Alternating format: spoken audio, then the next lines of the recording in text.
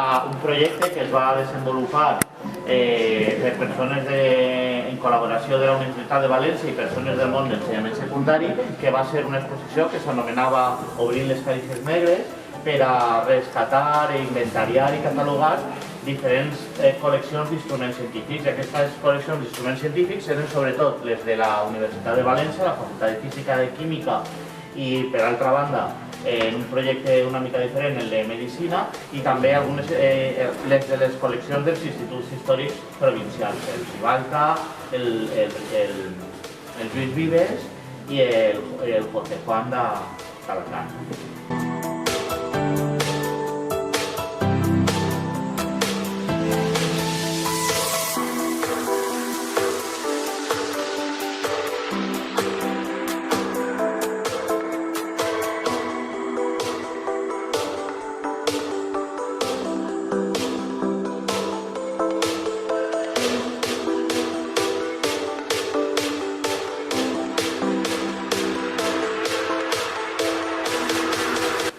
I així tenim això, diferents instruments que permeten contar aquesta història. Per exemple, aquesta és una làmina molt interessant perquè parla dels espectros i amb l'espectroscopi, i una investigació que va fer el centre PSET justament per a detectar el fòsfor en diferents mostres.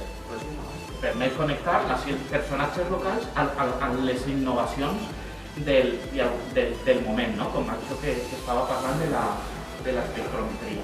I per últim tenim un apartat dedicat a la ciència, preguntar si la ciència és masclista o no és masclista i la ciència i gènere.